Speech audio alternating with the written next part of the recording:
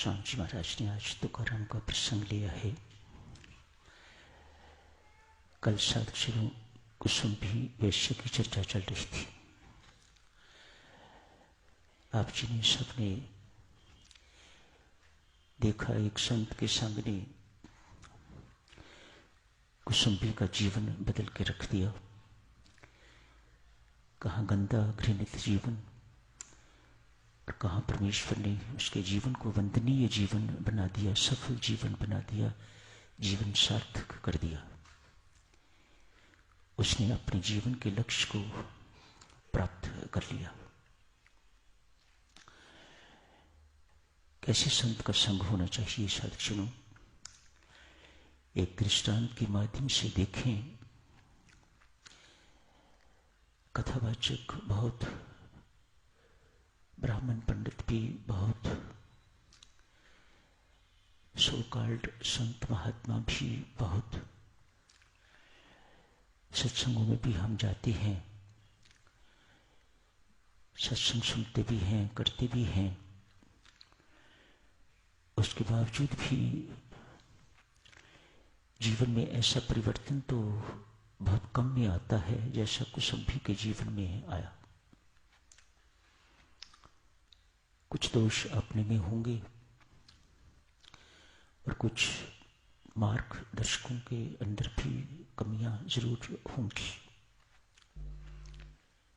आज एक वेश्या है, व्यवसाय बेचारी का, क्या मजबूरियां होंगी ऐसी देवी की जो ऐसा व्यवसाय अपनाना पड़ा। परमेश्वर जाने इन बातों को। बहरहाल इस वक्त तो यही दिखाई देता है कि उसके कर्म अच्छे नहीं। चरित्रहीन महिला, लोग देखते ही तो तिरस्कार की भावना मन में आती है। निंदनीय व्यक्ति ऐसे माने जाते हैं। परमेश्वर तो देवियों सबका है, संसार सबका नहीं। संसार तो गिने चुनों का ही हुआ करता है।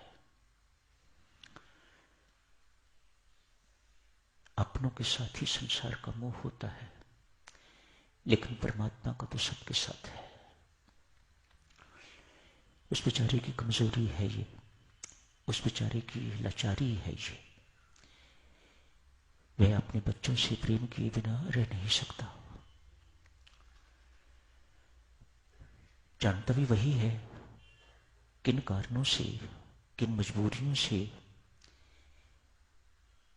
व्यक्ति कैसा का कैसा बन जाता है।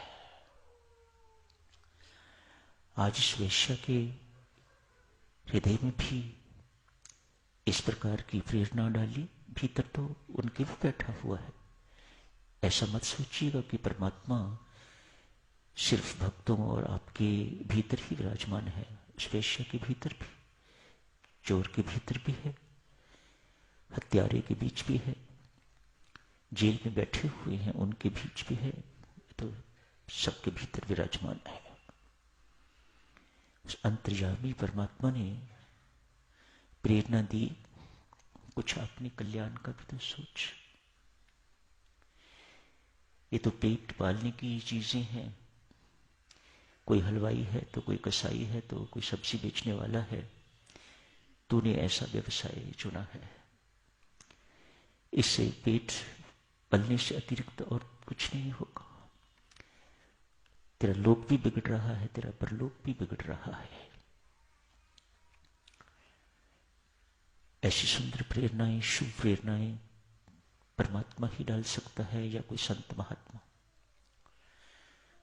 संत महात्माओं से उनका अभी कोई परिचय नहीं है, तो और कोई रह नहीं जाता प्रेरणा देने वाला स्वयं परमात्मा के। वैश्य को आज प्रेरणा दी है, कुछ अपने कल्याण का सोच। शब्द तो सुन लिया, लेकिन पता नहीं कि कैसे करना होगा, कैसे होता है। इस राह पर कभी वह चली ही नहीं। जिस मार्ग पर आप कभी गए ही नहीं, उसका बोध कैसे हो सकता है आपको? किससे पूछताछ की ये कल्याण क्या होता है और कैसे होता है? किसी सज्जन ने समझाया, देवी कोई सुगढ़ संत मिल जाए, उसकी संगति कर, उसकी सेवा कर, तो तेरे कल्याण का मार्ग प्रशस्त होगा। वह तुम्हें तेरे कल्याण का मार्ग दर्शाएगा। मैं तो सिर्फ सुझाव ही दे सकता हूं, मैं मार्ग नहीं दिखा सकता तुम्हें। किसी संत के पास गई, साधु के पास गई, उसने कहा, उस व्यक्ति ने ठीक कहा है, किसी संत की संगति कर, उसकी सेवा कर, किसी गुरु को धारण कर, जो तुम्हें नाम दान देगा, मंत्र देगा, भक्ति करेगी तो तेरा कल्याण होगा।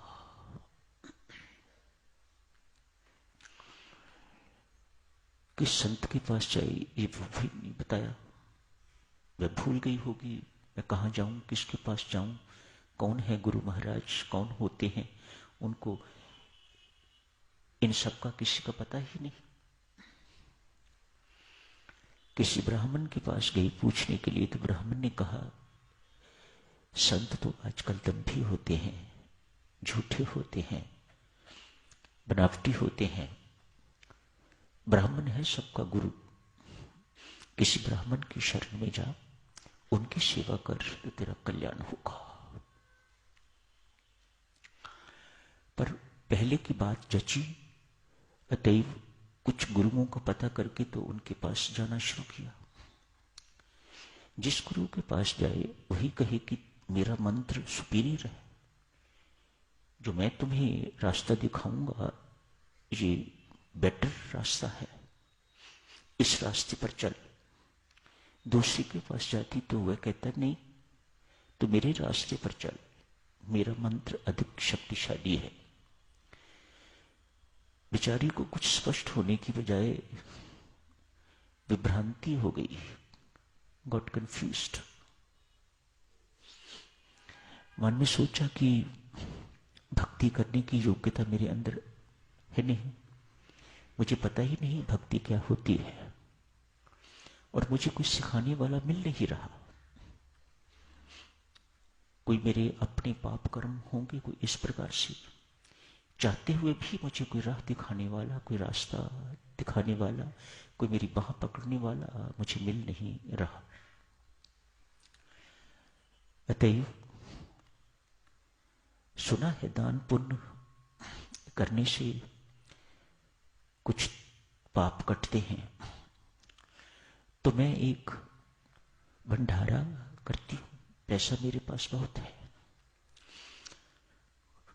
तो मुख्यतः तो मैं भंडारा, अब ब्राह्मण कहते हैं हम श्रेष्ठ हैं, साधु कहते हैं हम श्रेष्ठ हैं, मुझे समझ में नहीं आता कि मैं किसका वर्ण करूं, तो मुझे भंडारा ही करना है।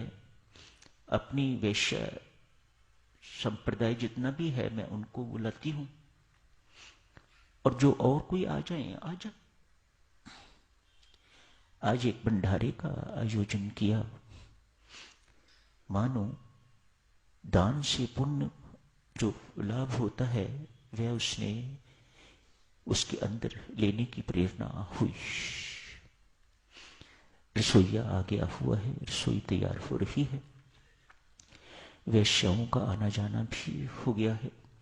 सब एक प्रोफेशन की सुना कि अमुक वेश्या भंडारा कर रही है, तो बड़े भावचाव से सबकी सब वहां पहुंची।